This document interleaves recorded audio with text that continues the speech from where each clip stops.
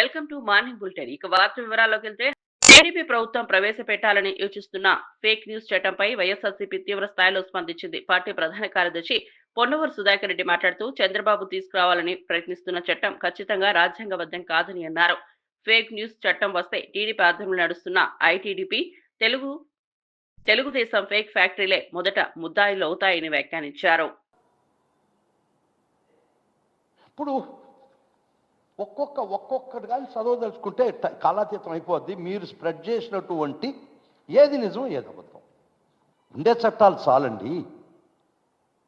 ఆ చట్టాలు దుర్వినియోగం పరుస్తున్నారని మా ఆవేదన. ఉండే చట్టాలను కూడా నిజంగా మిస్ఇన్ఫర్మేషన్ పెట్టి బూతులు పెడితే ఖచ్చితంగా ఖండిస్తాం, కోర్టులు తీసుకుపోతాం, పోలీస్ స్టేషన్లు తీసుకుపోతాం, శిక్ష ప్రయత్నిస్తాం. ఆ చట్టాల పరిధిలో మాత్రమే.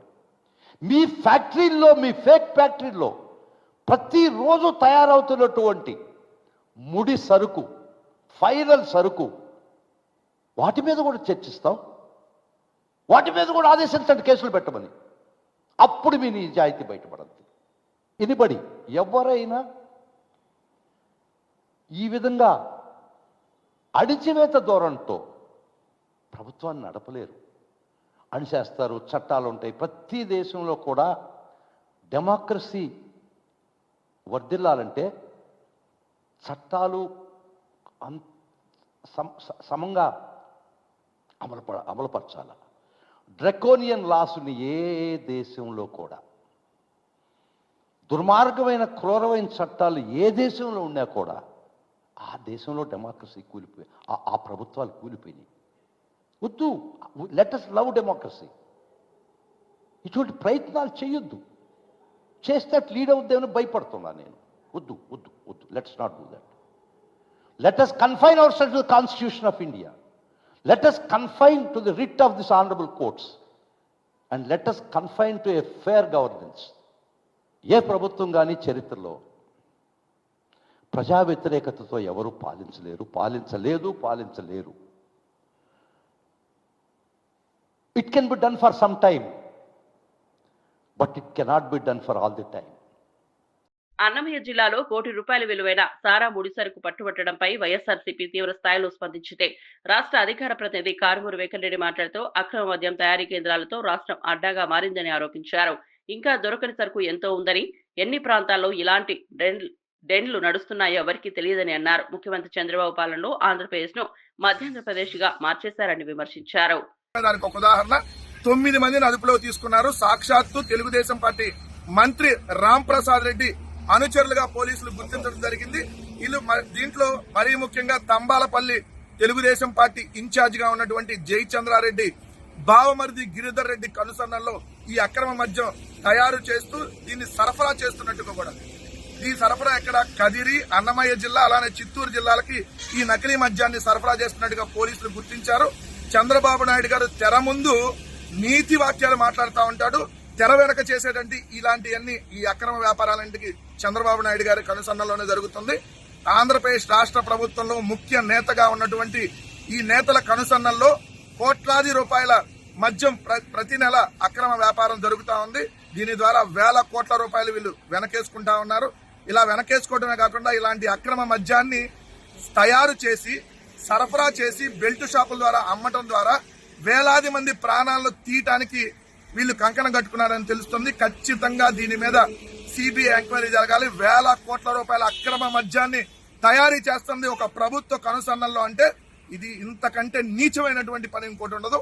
ప్రజల ప్రాణాలని మద్యంతో తీస్తా ఉన్నారంటానికి ఈ రోజు దొరికినటువంటి ₹1 కోటి అక్రమ మద్యమే దానికి నిదర్శనం. ఖచ్చితంగా దీని మీద సిబిఐ ఎంక్వైరీ జరగాలని చెప్పి వైఎస్ఆర్ కాంగ్రెస్ పార్టీ డిమాండ్ చేస్తా ఉంది. హైదరాబాద్ హెచ్ఐసిసిలో జైన్ ఇంటర్నేషనల్ ట్రేడ్ ఆర్గనైజేషన్ ఆధ్వర్యంలో జిటో కనెక్ట్ సదస్సు ప్రారంభమైంది. ఈ కార్యక్రమాన్ని రక్షణ శాఖ మంత్రి రాజ్నాథ్ సింగ్ ప్రారంభించారు. భారత్ ప్రపంచ తయారీ కర్మాగారంగా మారే రోజు దగ్గరలోనే ఉందని విశ్వాసం వ్యక్తం చేశారు. దేశ జనాభాలో 0.5% మాత్రమే ఉన్న జైన్లు 24% పన్నులు చెల్లిస్తున్నారని వివరించారు. ప్రధాని మోదీ నాయకత్వంలో టాయ్స్ నుంచి ట్యాంక్ వరకు భారత్ లోనే తయారవుతున్నాయని తెలిపారు. జీఎస్టీ సంస్కరణలతో ధరలు తగ్గించడం మోదీ ప్రభుత్వ ఘనతేనని కేంద్ర మంత్రి కిషన్ రెడ్డి పేర్కొన్నారు. इंडियन प्रोडक्ट्स की ग्लोबल एक आइडेंटिटी बनाने में भी कामयाबी हासिल की है। 2021 में मोदी जी ने the India Toy Fair 2021, India Toy Fair 2021 में टॉयज इंडस्ट्रीज में वोकल फॉर लोकल का आह्वान उन्होंने किया था। आज हम 153 कंट्रीज को भारत में बने खिलौनों को एक्सपोर्ट कर रहे हैं। अब प्रधानमंत्री जी ने वोकल फॉर लोकल के साथ साथ लोकल फॉर ग्लोबल का भी एक उन्होंने नारा दिया है, लोकल फॉर ग्लोबल का भी उन्होंने आह्वान किया है, यानी भारत का सामान अब दुनिया भर में भेजा जाएगा। आज टॉयज से लेकर टैंक तक भारत सब कुछ बना रहा है। आज भारत दुनिया का मैन्युफैक्चरिंग हब बनने की ओर तेजी से आगे बढ़ चला है। वह दिन दूर नहीं जब इंडिया फैक्ट्री ऑफ वर्ल्ड बनकर उभरेगा और यह सब मुमकिन होगा। आज भारत इन्वेस्टमेंट के लिए एक डेस्टिनेशन है। हमारे आजू बाजू देशों का स्थिति क्या है? दुनिया में हम सबसे बड़ा कंट्री है, दुनिया को हम शासित करने वाले देश का स्थिति कैसा है? भारत को हंड्रेड्स ऑफ इयर्स राज करके जो 1947 में भारत से चले गए, वैसे कंट्री को भी हम पीछे हटाकर आज हम भारत 4th लार्जेस्ट इकॉनमी बनकर उभर के आ रहे। मोदी जी के नेतृत्व में कम समय में हम 3रा लार्जेस्ट इकॉनमी बनकर हम आगे आएंगे। इसके लिए मैं आप लोगों से अनुरोध करता हूं, दुनिया में जितने भी एंटरप्रेन्योर्स है सभी लोगों को भारत को बुलाना, भारत का इन्वेस्टमेंट का डेस्टिनेशन बनाना, भारत को एक विकसित भारत के एक आत्मनिर्भर भारत बनाने के लिए हम सब मिलकर काम करने का जिम्मेदारी है। We are looking at future. We are building the future city, which will be the green city for tomorrow. We are building a exclusive artificial intelligence city, AI city, to imbibe, inculcate, embrace, and integrate AI into all streams of our technology, to all streams of our industry. I mean to say, it's not just a city to invest in. It is a philosophy you all should believe in. A growth with values, a growth with ethics, a growth which values wealth and wisdom too. అమరావతిలోని ఎన్టీఆర్ భవన్లో గుంటూరు పశ్చిమ MLA Galla Madhavi media సమావేశం నిర్వహించారు. ఈ సందర్భంగా మాట్లాడుతూ చంద్రయ్య కుటుంబానికి న్యాయం జరగకుండా వైసీపీ ప్రభుత్వం అడ్డుకుంటోందని తీవ్ర స్థాయిలో ఆరోపించారు. న్యాయపరమైన అంశాలను కూడా లెక్క చేయకుండా అధికార పార్టీ ఒత్తిడి తెస్తోందని మండిపడ్డారు. ఇవి బులెటిన్ అప్డేట్స్. మరో బులెటిన్ లో మళ్ళీ కలుద్దాం. మరిన్ని అప్డేట్స్ కోసం చూస్తూనే ఉండండి TG5 న్యూస్. మీద ఆయన్ని బండరాళ్లతో మోపి హతమార్చిన సంఘటన ఈ రోజుకి కూడా కళ్ళంపట నీళ్లు తెప్పించే పరిస్థితికి వైసీపీ ప్రభుత్వం బీసీల పట్ల చేసిన దాష్టికాన్ని గుర్తు చేస్తూనే ఉన్నాయి, నిదర్శనంగానే నిలుస్తూ ఉన్నాయి.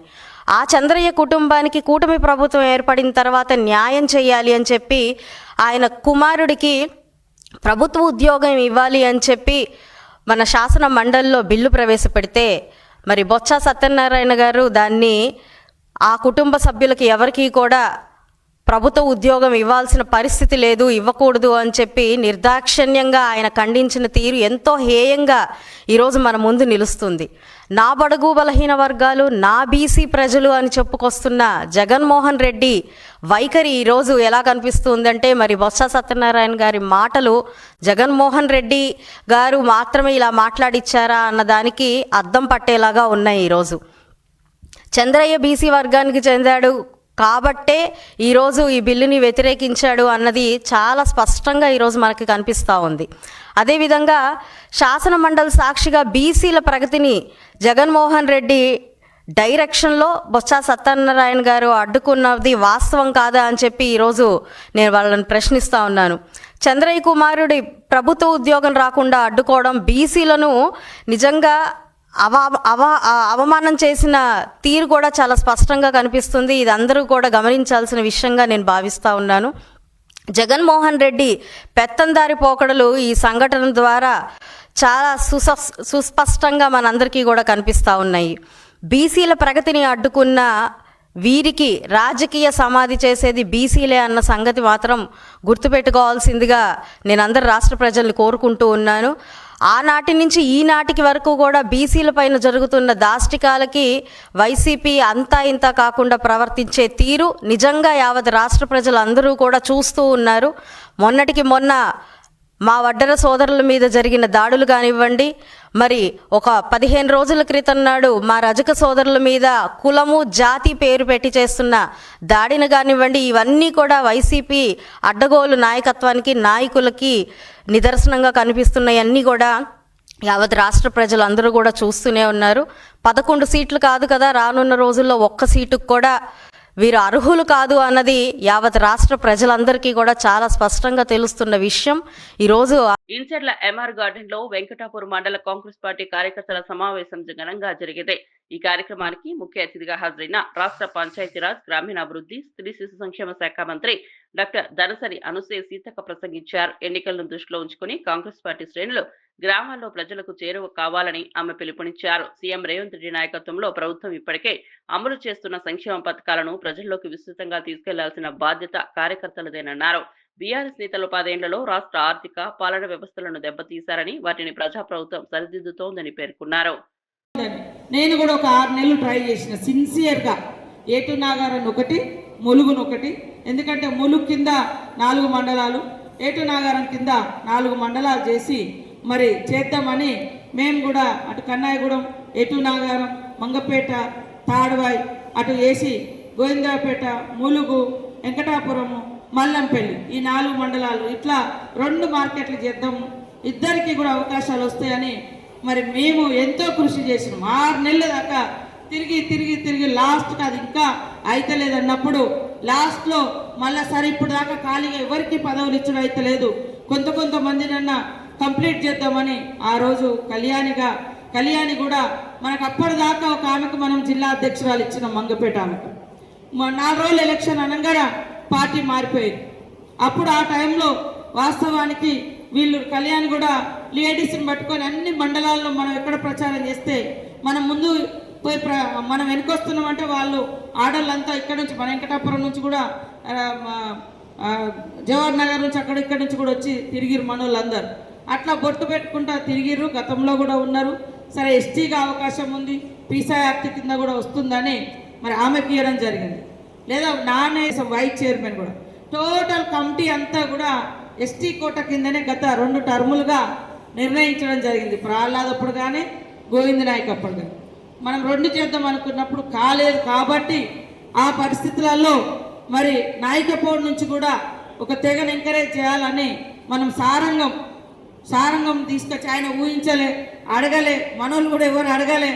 క్యాస్ట్ ఈక్వేషన్లల్లో మరి ఎంతసేపు కోయళ్ళు లంబడోళ్ళు ఇళ్ళకే పోతున్నాయి అనేది నాయకపోళ్ళ దాంట్లో కూడా ఉంది. సో వాళ్ళని కూడా ముందు తీసుకురాలి ఒక అవకాశం వచ్చిందని ఆయనకు కూడా మనం వైస్ చైర్మన్ ఇవ్వడం జరిగింది. ఎప్పుడూ కూడా సామాజిక న్యాయం అనేది కంపల్సరీ పాటిస్తాం. అందులో కష్టపడ్డ వాళ్ళను అసలే విస్మరించాం. రాష్ట్రంలో ఆటో క్యాబ్ డ్రైవర్ల కోసం కూటమి ప్రభుత్వం మరో కొత్త సంక్షేమ పథకానికి శ్రీకారం చుట్టింది. ఈ పథకాన్ని ముఖ్యమంత్రి చంద్రబాబు నాయుడు అధికారికంగా ప్రారంభించనున్నారు.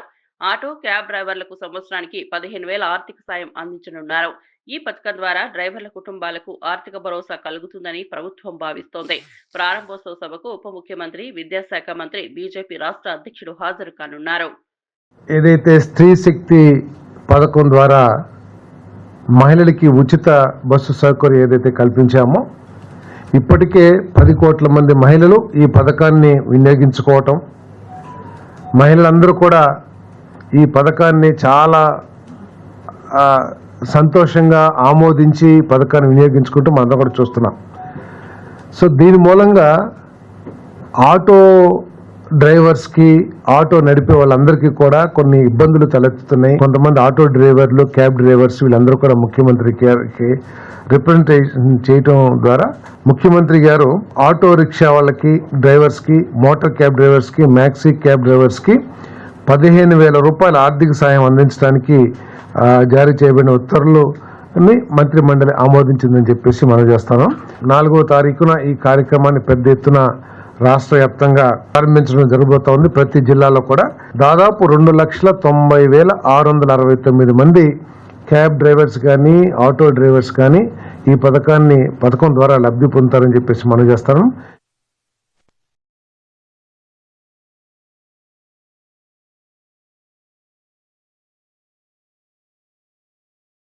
2016-17లో ల్యాండ్ అక్విజిషన్ ద్వారా తీసుకోవాలని చెప్పేసి నిర్ణయించడం జరిగింది. ల్యాండ్ అక్విజిషన్ యాక్ట్ ఏదైతే ఉందో ఆ యాక్ట్ ప్రకారం 191.62 ఎకరాలకి అవార్డు కూడా పాస్ చేయడం జరిగింది.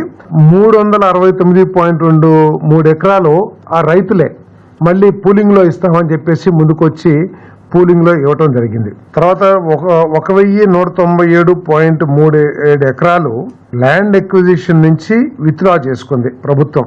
ఇది ఫిబ్రవరి 2024లో ఆనాటి వైఎస్ఆర్ కాంగ్రెస్ ప్రభుత్వం. ఈ ల్యాండ్ ఎక్విజిషన్ విత్డ్రా చేసుకున్నా పర్లేదు, ఏదైతే అడ్డంకులుగా ఉన్నాయో, సపోజ్ మనం ఒక రోడ్డు వేస్తున్నాము, ఆ రోడ్డుకి ఒక చివరో లేకపోతే మధ్యలోనో ఏదో ఒక ప్రాంతంలో ఏదైనా భూమి అడ్డం ఉంది, ఇటువంటి భూమి ఉంటే మళ్ళీ ల్యాండ్ ఎక్విజిషన్ ప్రపోజల్ ఇచ్చి ఆ ల్యాండ్ని తీసుకోవచ్చు అని చెప్పేసి మనం లీగల్గా అంతా కూడా స్క్రూటినీ చేసిన తర్వాత ఉన్నదాన్ని విత్డ్రా చేసుకుని 343.36 ఎకరాలు ఏదైతే ఉందో ఇంకా విత్డ్రా చేసుకొని, గత ప్రభుత్వం విత్డ్రా చేయని ల్యాండ్ ఎక్విజిషన్ విత్డ్రా చేయని భూమి ఏదైతే ఉందో విత్డ్రా చేసి ఎక్కడెక్కడైతే అడ్డంకిగా మారిందో అమరావతి అభివృద్ధికి, సపోజ్ ఏదన్నా కాంప్లెక్స్ కడుతున్నాము, దాంట్లో ఒక 5 ఎకరాలు అడ్డంకిగా ఉంది, దాన్ని ల్యాండ్ ఎక్విజిషన్ కింద మళ్ళీ నోటిఫై చేసి తీసుకోవచ్చు అని చెప్పేసి లీగల్ ఒపీనియన్ తీసుకుని అడ్వకేట్ జనరల్ సూచన ప్రకారం దాన్ని విత్డ్రా చేస్తున్నామని చెప్పేసి మనం చేస్తాం. ఆ ప్రతిపాదన కూడా ఆమోదించడం జరిగింది. అలయ్ వలయ్ కార్యక్రమంలో మాజీ మంత్రి ఈటెల రాజేందర్ దత్తన్న సేవలను కొనియాడారు. మానవత్వానికి ప్రతిరూపంగా నిలిచే సత్తా దత్తన్నకే ఉందని ఆయన అన్నారు. పార్టీలకు అతీతంగా అన్ని వర్గాల నేతలను ఒకే వేదికపై తీసుకురావడంలో దత్తన్న ప్రత్యేకత ఉందని పేర్కొన్నారు. దత్తన్న గొప్పతనం తెలిసి తనకు ఆశ్చర్యం కలిగిందని తెలిపారు. కలిగించుకుంటున్న ఈ రోజులలో ఒక పార్టీ నాయకులు ఇంకొక పార్టీ నాయకులతో మాట్లాడమే నేరంగా పరిణిస్తున్నటువంటి ఈ రోజులలో అన్ని పార్టీల నాయకులను ఒక వేదిక మీద తీసుకెళ్ళేటువంటి సత్తా శక్తి ఒక దత్తన్నకు మాత్రమే దక్కింది. దత్తన్న, నేను గతంలో బయట ఉన్నప్పుడు దత్తన్న గొప్పతనం తక్కువ తెలుస్తుండే, కానీ మల్కాజిగిరి పార్లమెంట్ సభ్యులు అయిన తర్వాత దత్తన్న యొక్క ఆచరణ, ఆయన వ్యవహార శైలి, ఆయన పనితీరు, ఆయన మనుషులను ప్రేమించే పద్ధతి చూసిన తర్వాత దత్తన్న ఇంత గొప్పవాడా అని చెప్పి నేనే అబ్బురపడ్డా. మాలాంటి వాళ్ళం దత్తన్న లాంటి ఆ మానవ సంబంధాల అల్లికని, దత్తన్న లాంటి మానవతావాదిని, దత్తన్న పేదోళ్ళు ఎక్కడ చేతితే ఎక్కడ గొంతెత్తితే నేనున్నా అని చెప్పే దత్తన్న వారి యొక్క ఆచరణ మాకు కూడా ఒక ఆదర్శంగా కావాలని చెప్పి కోరుకుంటా ఉన్నా. ఈరోజు మన సంస్కృతి, మన సాంప్రదాయాలు అడుగంటుతున్న ఈ రోజులలో మన సంస్కృతి సాంప్రదాయాలని సమున్నతంగా నిలిపేటువంటి బాధ్యత నిర్వహిస్తున్న దత్తన్నకు అభినందన తెలియజేస్తూ, వారికి ధన్యవాదాలు తెలియజేస్తూ నమస్కారం. భారత్ మాతాకి, భారత్ మాతాకి. అలయ్ కార్యక్రమంపై మంత్రి పొన్నం ప్రసంగించారు. రాజకీయంగా ఎన్నో అంశాలపై వాదోపవాదనలు జరిగే నేతలు కూడా ఐక్యంగా ఒకే వేదికపై వచ్చి తెలంగాణ సంస్కృతి సాంప్రదాయాలకు భవిష్యత్ తరాలకు అందించే గొప్ప కార్యక్రమం అలయ్ అని అన్నారు. ఈ వేదిక సమాజంలో ఐకమత్యాన్ని పెంపొందించడంలో కీలక పాత్ర పోషిస్తోందని, రాజకీయ భేదాభిప్రాయాలకు అతీతంగా అందరినీ కలిపే వేదికగా నిలుస్తోందని మంత్రి పొన్నం పేర్కొన్నారు. వచ్చే తరం తెలుసుకోవాలని దసరా మరునాడు అలాయ్ బలాయ్ పేరు మీద కార్యక్రమం నిర్వహిస్తున్నటువంటి పెద్దలు దత్తాత్రేయ గారి, అదేవిధంగా సోదరిమణి ఈరోజు ఈ కార్యక్రమానికి నాయకత్వం వహిస్తున్నటువంటి విజయలక్ష్మి గారు, వేదిక మీద ఉన్న పెద్దలు, ఇక్కడికి విచ్చేసినటువంటి హైదరాబాద్ రాష్ట్రానికి సంబంధించి, అంటే హైదరాబాద్తో పాటు రాష్ట్రంలో వివిధ ప్రాంతాల నుంచి విచ్చేసిన పెద్దలకు, పాత్రికేయులకు అందరికీ కూడా దసరా పండుగ విజయదశమి శుభాకాంక్షలు. అదేవిధంగా దత్తన్న పక్షాన కూడా అలాయ్ బలాయ్ శుభాకాంక్షలు. ఆనాడు తెలంగాణ ఉద్యమంలో తెలంగాణ రాజకీయ పార్టీల ఎజెండాతోటి ఎవరికి దారి వారే యమునా తీరే అని ఒక్కొక్కరు ఒక్కొక్క నినాదంతో పోయే సందర్భంలో తెలంగాణకు ఒక నినాదం, ఐక్యంగా తెలంగాణ సాధనకు అందరూ కలిసి ఉండాలని, దాంతో పాటుగా తెలంగాణ వంటకాలు కావచ్చు, సాంప్రదాయం కావచ్చు, సంస్కృతి కావచ్చు, ఆచారాలు కావచ్చు, మన భాష కావచ్చు, తెలంగాణ యొక్క విధి విధానాలు మొత్తంగా భవిష్యత్తుకు ఉండాలి, మార్గదర్శకత్వంగా వచ్చే యువతరానికి చెప్పి ఈ అలాయ్ బలాయ్ కార్యక్రమాన్ని నిరంతరంగా ప్రతి దసరా మరణ నిర్వహించేటువంటి ఒక ఆనవాయితీగా మరి దత్తాత్రేయ గారు తీసుకున్నారు. ఈసారి విజయలక్ష్మి గారి నాయకత్వంలో అందరూ కూడా రాజకీయాలకు ఇక్కడ గమ్మత్ ఏంటంటే బయటికి వెళ్తే సభలోనో లేదా అంశాల మీదో కత్తులు తీసుకున్నట్టుగా కొట్లాడుకునే వాళ్ళు కూడా ఇక్కడికి రాగానే తెలంగాణ రాష్ట్ర అభివృద్ధి, తెలంగాణ ప్రజల ఆకాంక్షలు, తెలంగాణ సాంప్రదాయం, తెలంగాణ యొక్క గౌరవ మర్యాద భవిష్యత్ తరానికి ఇవ్వాల్సినటువంటి ఆలోచనకు అనుగుణంగా అందరూ కలిసిమెలిసి ఉండేటువంటి ఒక గొప్ప సాంప్రదాయాన్ని ఇచ్చేటువంటి కార్యక్రమమే అలాయ్ బలాయ్. ఈ అలాయ్ బలాయ్ కార్యక్రమం ద్వారా తెలంగాణలో అన్ని జిల్లాల్లో రేపు రాబోయే స్థానిక సంస్థల ఎన్నికల్లో కూడా ఎన్నికలు ఒక పోటీ, కానీ రాజకీయ వాతావరణంలో ఎక్కడా లేని ఒక హింసా పద్ధతి లేని విధంగా శాంతియుతంగా ప్రజల అభిప్రాయాన్ని కోరుకునే విధంగా ఉండాలని. విశాఖపట్నంలో చైన్ స్నాచింగ్ కేసుల్లో నిందితులుగా ఉన్న యూపీ బావిరియా గ్యాంగ్ పై పోలీసులు పెద్ద ఎత్తున దాడి చేశారు. ఈ సందర్భంగా క్రైమ్ డీసీపీ లతా మాధురి మీడియాతో మాట్లాడుతూ గ్యాంగ్ లో కీలక నిందితుని అరెస్ట్ చేసినట్లు తెలిపారు. అతని మీద 22 క్రిమినల్ కేసులు నమోదై ఉన్నాయని చెప్పారు. ఈ గ్యాంగ్ కరడుగట్టిన నేరస్తులని, చోరీ జరిగిన 24 గంటల్లోనే వారిని గుర్తించామని వెల్లడించారు. బైక్స్, బంగారం దొంగతనాలకు పాల్పడిన వీరు మొత్తం 7 చైన్ స్నాచింగ్లలో భాగమని తెలిపారు. రాబరీస్, చాలా రకాల అఫెన్సెస్ లో ఉన్న సెన్సేషనల్ కేసెస్ లో ఉన్న బవేరియా గ్యాంగ్ ని వైజాగ్ సిటీ పోలీస్ అరెస్ట్ చేయడం జరిగింది. వీళ్ళు సెప్టెంబర్ 17వ తారీఖున సిరీస్ ఆఫ్ అఫెన్సెస్ చేశారు వైజాగ్ సిటీలో. 7 స్నాచింగ్స్, 2 బైక్ అఫెన్స్లు కూడా చేసి అది ఒక సెన్సేషన్ లాగా అయింది వైజాగ్ సిటీలో. సో ఇమీడియట్గా వైజాగ్ క్రైమ్ పోలీస్ వీళ్ళని విత్ ఇన్ 1 day 24 hours వీళ్ళు ఎవరనేది ఐడెంటిఫై చేశారు. అట్లాగే ఈ gang, particular gang other state gang అని తెలుసుకొని వాళ్ళని ఫాలో అవడం జరిగింది. మా team, Vizag city crime team, Kancharapalem inspector గారు and Kancharapalem SI and 1 town SI వీళ్ళందరి టీం కూడా ఉత్తరప్రదేశ్ కూడా వెళ్ళడం జరిగింది. బవేరియా గ్యాంగ్ మెంబర్స్ని అందరినీ ఐడెంటిఫై చేసి వాళ్ళని అందులో మెయిన్ బ్రెయిన్ ఎవరైతే ఉన్నారో అతన్ని ఈరోజు మీ ముందు ప్రవేశపెట్టడం కూడా జరుగుతుంది. ఇతన్ని అరెస్ట్ చేశాము. ఇతని టీంలో, ఈ గ్యాంగ్లోని ఇంకా 3 ఉన్నారు, వాళ్ళని కూడా త్వరలోనే మేము పట్టుకుంటాము. వీళ్ళు మొత్తంగా వైజాగ్ సిటీలో 7 స్నాచింగ్స్ చేశారు. ఇనీషియల్గా 15వ తారీఖున వీళ్ళు వైజాగ్ రావడానికి ప్లాన్ వేసుకోవడం జరిగింది. 17వ తారీఖున అంటే 17th సిటీకి రావడం, ఇనీషియల్గా 2 బైకులు, ఒకటి ఎంఆర్పేట్ లిమిట్స్లో, ఒకటి 2 టౌన్ లిమిట్స్లో 2 బైకులు చోరీ చేసి వాటిని యూజ్ చేసి సిరీస్ ఆఫ్ స్నాచింగ్స్, గొలుసు దొంగతనాలు చేయడం జరిగింది. చేసి నైట్ ఏపీ ఎక్స్ప్రెస్కి వీళ్ళు ఉత్తరప్రదేశ్ వాళ్ళ సొంత ఊరికి వెళ్ళిపోవడం కూడా జరిగింది. అయితే వైజాగ్ సిటీ క్రైమ్ పోలీస్ మాత్రం వాళ్ళని క్లోజ్గా ఫాలో అయ్యి వాళ్ళని అతి చాకచక్యంగా వాళ్ళు ఎవరైనా ఐడెంటిఫై చేసి అందులో మెయిన్ లీడర్ ఎవరైతే ఉన్నారో ఈరోజు అరెస్ట్ చేయడం జరిగింది. ఇతని మీద ఇప్పుడు ఎవరినైతే మేము మీ ముందు పెట్టామో ఈ కేసెస్లో ఇతని మీద దేశం మొత్తం మీద 24 కేసులు ఉన్నాయి. ఢిల్లీలోనే, మన దేశ రాజధాని ఢిల్లీలోనే 11 కేసులు, అలాగే జమ్మూ కాశ్మీర్లోని ఇతని అదర్ గ్యాంగ్ మెంబర్స్ సౌత్ ఇండియాలో కూడా చెన్నై, బెంగళూరు ఇలాంటి ప్లేసెస్లో చేయడం జరిగింది. ఇతని మీద అయితే 24 కేసులు ఉన్నాయి. ఈరోజు అరెస్ట్ చేశాము. ఇతని పొజిషన్లో 70,000 క్యాష్ కూడా రికవరీ చేయడం జరిగింది. ఈ కేసెస్లో ఇంకా కొంత రికవరీ పెండింగ్ ఉంది. మిగిలిన గ్యాంగ్ మెంబర్స్ని కూడా త్వరలోనే మేము అరెస్ట్ చేస్తాం. ఇతను ఉత్తరప్రదేశ్ చెందిన షామ్లీ జిల్లాకు సంబంధించిన వాడండి. ఈ గ్యాంగ్ మొత్తం కూడా ఆ జిల్లాకు సంబంధించిన వాళ్ళే. ఇతని పేరు ధర్మేంద్ర. అక్కడ చాలా విలేజెస్, ఒక 6-7 విలేజెస్ అండి. ఇట్లాంటి మొత్తం దేశం మీద వెళ్ళిపోతారు. రాబరీస్, హౌస్ బ్రేకింగ్స్, స్నాచింగ్స్ ఇలాంటి రకరకాలు, వాళ్ళు చేయని ప్రాపర్టీ అఫెన్స్ అయితే లేదు. కొన్ని విలేజెసే ఇలాగ బవేరియా గ్యాంగ్తో నిండిపోయి ఉన్నాయి. మనం వెళ్తే అక్కడ వాళ్ళని క్యాచ్ చేయడం కూడా చాలా కష్టం. బట్ క్రైమ్ టీమ్ చాలా బాగా, అక్కడ మనకి యూపీ పోలీస్ కూడా బాగా హెల్ప్ చేశారు, ఇన్ఫర్మేషన్ ఇవన్నీ కూడా. మనం ఫైనల్గా ఇక్కడ ఒక నీట్ గా ప్లాన్ చేసి ఇతన్ని పట్టుకోవడం జరిగింది. ఆపరేషన్ సింధూర్పై భారత వాయుసేన చీఫ్ ఏపీ సింగ్ సంచలన వ్యాఖ్యలు చేశారు. ఈ ఆపరేషన్ సమయంలో కేంద్ర ప్రభుత్వం తమకు పూర్తి స్వేచ్ఛనిచ్చిందని తెలిపారు. కేంద్రం సహకారంతో శత్రు స్థావరాలపై విజయవంతమైన దాడులు చేపట్టామని చెప్పారు. పాకిస్తాన్ కు చెందిన 4 నుంచి 5 F-16 యుద్ధ విమానాలను ధ్వంసం చేసినట్లు ఆధారాలు ఉన్నాయని స్పష్టం చేశారు.